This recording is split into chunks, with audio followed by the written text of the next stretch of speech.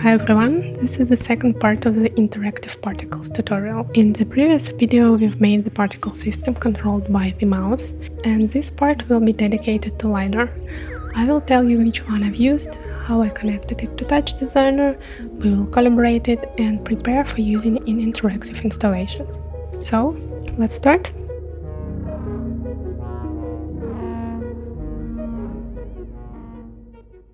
In this project I used the Slamtec RPLidar A1. The Slamtec devices are designed for robots, I guess, and they scan the environment 360 degrees around them and give the coordinates of the obstacles located in the same plane. But we will use it to control generative visuals in TouchDesigner. I purchased my LiDAR on Amazon. It comes with a kit that you need to assemble, but that's pretty easy. You just need to connect some parts together, and there is an official Slamtec video guide on how to assemble it. I will leave the link to it in the description. Once you've assembled it, you need to connect it to your computer with the USB adapter. If everything is working correctly, you'll see a green light on the board and the disk will start rotating. Keep in mind that this device can be picky about USB cables and ports. So if it doesn't seem to work at first, try switching to a different cable or USB port. I can hardly give you any recommendations on how to mount it above the screen because my own setup is far from elegant. I just use whatever I found in the house and plenty of adhesive tape to hold it in place. The most important thing is to make sure your sensor sticks out slightly in front of the screen and is aligned parallel to it. There are several ways to get LiDAR data into TouchDesigner, but the one that works best for me is this plugin. All you need to do is download the archive and put it in the same folder as your project. When you extract it, you'll get two files, the DLL, which is a plugin itself, and a debug.to file. Open the debug file. To see the data stream from the LiDAR, we need to configure a few settings. First, select the C++ chop and go to the Connection Settings tab. Here you need to set the correct COM port. To find out which port your LiDAR is connected to, open Device Manager, expand the port section and look for it there. In my case, it's using COM4.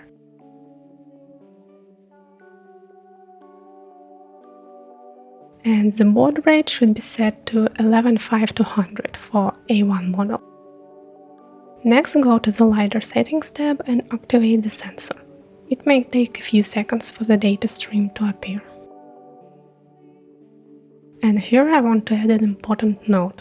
Don't save your project with the LiDAR activated. I tested it on several TouchDesigner versions, and with activated LiDAR the project seemed to crash every time you try to launch it again. Just deactivate it before closing the project, or better use a Python script that automatically deactivates the LiDAR when closing the project and activates it a few frames after launching.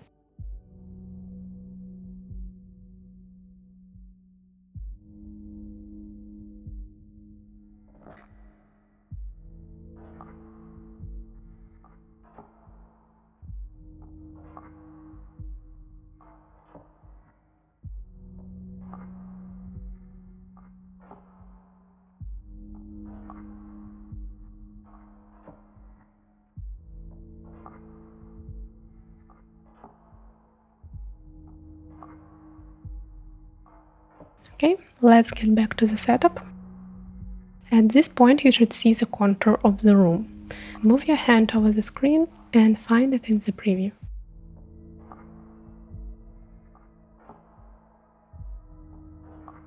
Then use the settings in the RPLidar component to zoom in, center or rotate the scan. You don't have to be very accurate here.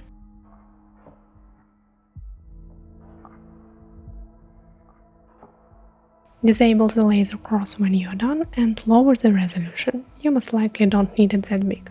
If you need to mirror the preview, use the flip top. The next steps are typical for calibrating any sensor. I will add a fit top, set fit outside, and set my final resolution in the Common tab.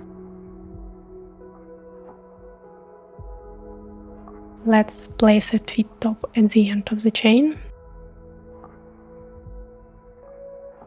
I need to get rid of the tracked area at the bottom, so I'll add a crop and adjust it.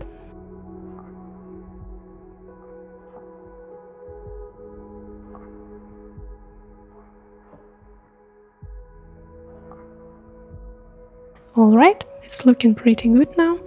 Don't mind the artifacts that stay on the screen, we'll take care of them soon. Next I'll add a blur top.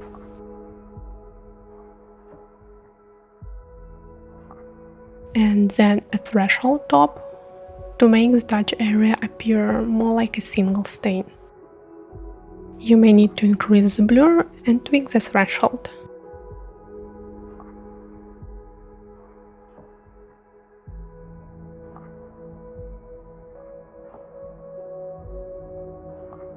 At these steps there should be less artifacts, but don't try to get rid of all of them yet.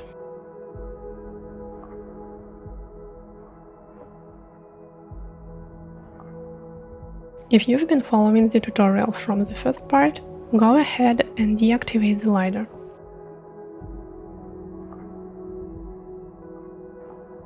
Select everything and copy it.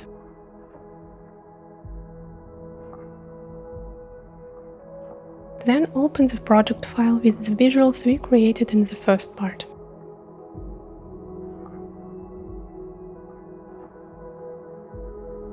Inside the LiDAR base, paste what you copied and reactivate the LiDAR.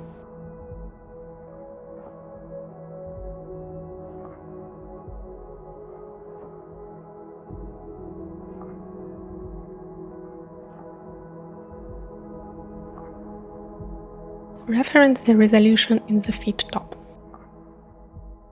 Since our resolution is defined in another container, which is not a parent or child of LiDAR's base, we need to type the full path to reference the resolution operator.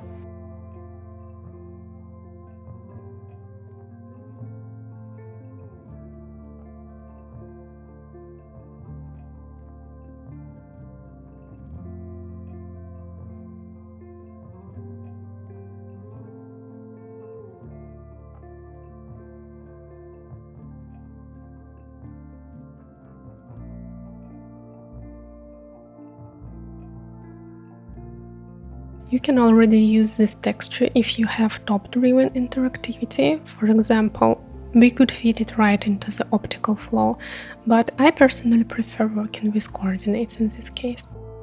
And before we get to the coordinates, here's a little trick. This processing and the following calculations are pretty resource intensive, and performing this in full resolution texture just doesn't make sense in most cases. So instead of working in full resolution, I usually lower it first with a feed top, then do all the required computations, and then set the final resolution at the end of the chain. We will not use texture in this tutorial, but I'm just showing you my usual workflow, in case you will need it later.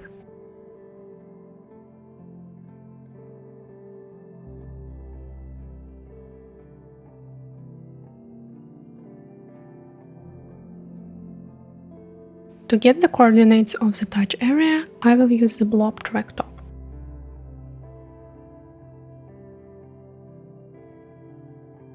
Adjust its parameters to make it ignore these artifacts that stay on the screen.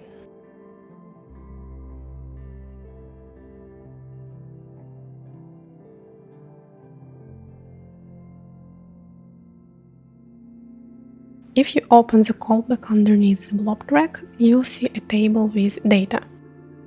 I need just UV coordinates, so I'll add a select that,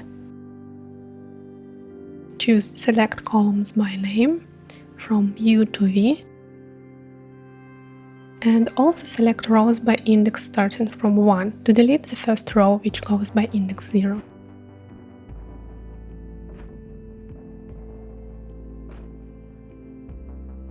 Convert it to chop and make the first column to show values.